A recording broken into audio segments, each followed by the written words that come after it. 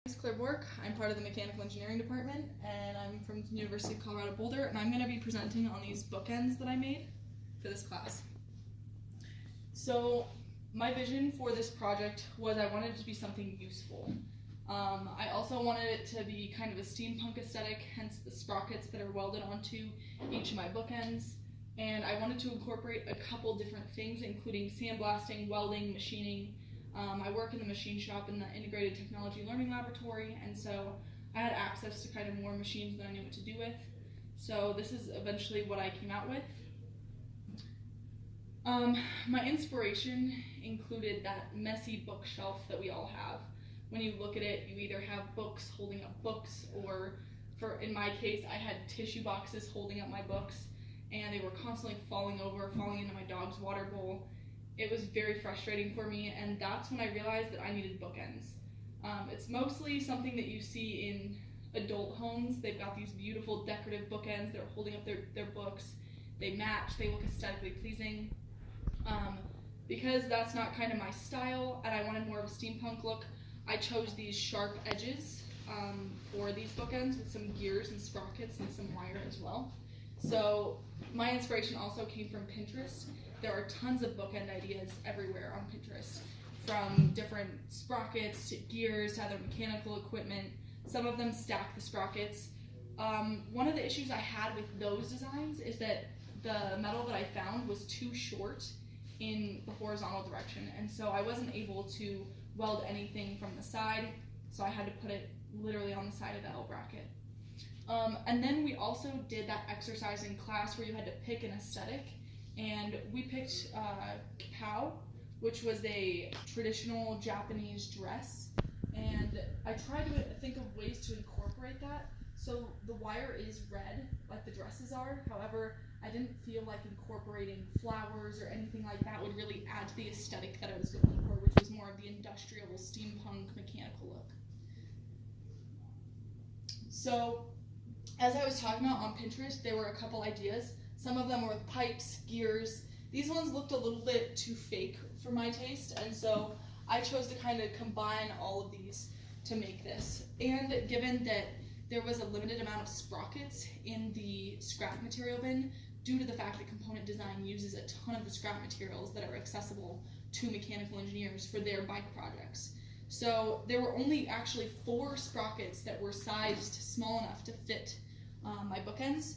So as you can see, I'm going to pass these around a little bit. This one is sticking out more, and so the way that I tack welded it was I just kind of filled in where there was a gap. So it was a little bit burned. The sprocket material wasn't made to be welded together. So a little bit different. Oh, and when I was going through different iterations, I did have a couple ideas for the way that I wanted to do this to make it more aesthetically pleasing. I've got a list of them right here. I eventually chose number 4, which was tack weld mechanical parts such as gears onto the L shape. However, I had ideas throwing around such as double-sided acrylic. If you laser cut that, you could actually see the second layer of acrylic pop through, and so you've got colors. And I was thinking about putting that on the back of these.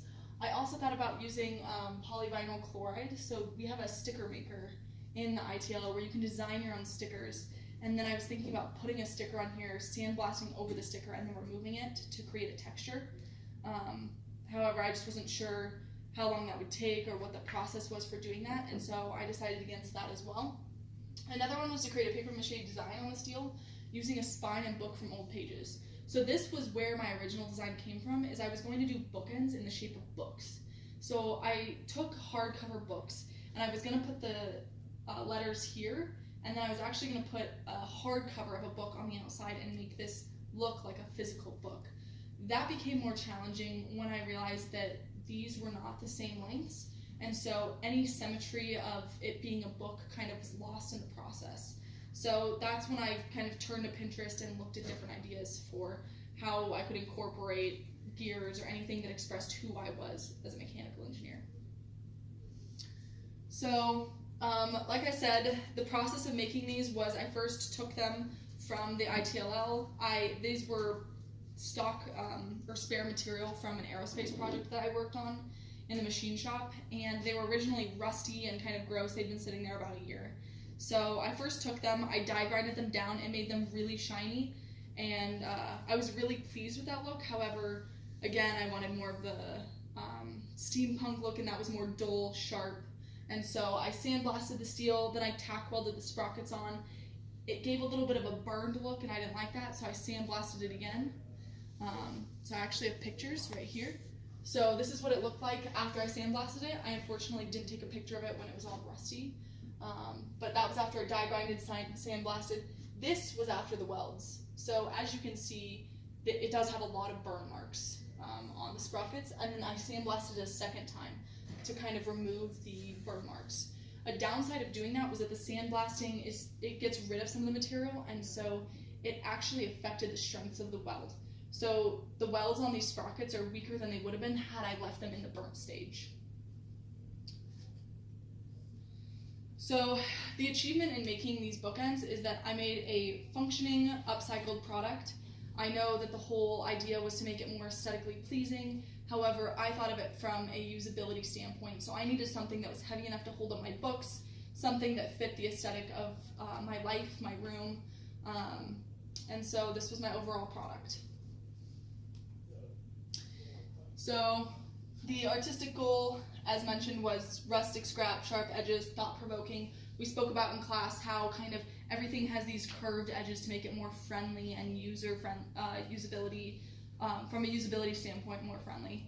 However, she mentioned in class how sharp edges were very thought-provoking, and I kind of liked that idea and adopted that idea for this project. So then the future of these is I do have this red wire, which I eventually adopted from that in-class discussion. I'm going to remove this wire and force rust these back to where I actually got them from before I die grinded them. The reason I couldn't do that initially is because to actually weld something, it has to be sandblasted, and I didn't know the kind of steel I was working with or the finish, so I had to get rid of that rust. But what I'm going to do next is I'm probably going to stick a salt vinegar mixture in a spray bottle and spray certain parts of the bookends to force rust this metal back to where it was, and then spray a clear polyurethane coating just to kind of seal that rust on so it doesn't rub off on any of the books that it's holding up. Again, to make it more rustic. Awesome. Thank you, guys.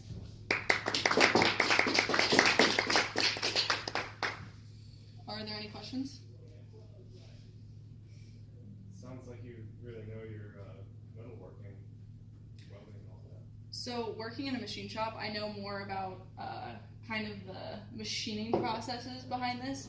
It was actually from component design that I learned the welding and everything else. So. Do you mind passing that around? Yeah. You'll see that they're still a little bit burned on the backside from the welds.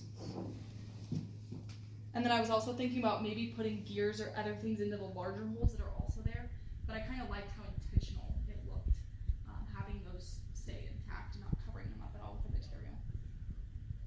Are you planning on rusting all of the sprockets? So I was planning on actually rusting the L bracket first, and then the L shape, and then if I kind of liked how that looked, I might have taken it to the sprockets, but I'm going to take it a step at a time so that I don't have to re-sandblast, because unfortunately that's going to weaken the welds again. Okay. So.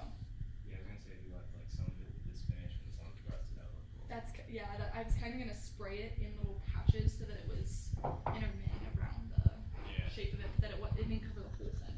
I didn't want it to spread too much, that's why I was going to clear coat it afterwards. Yeah. So.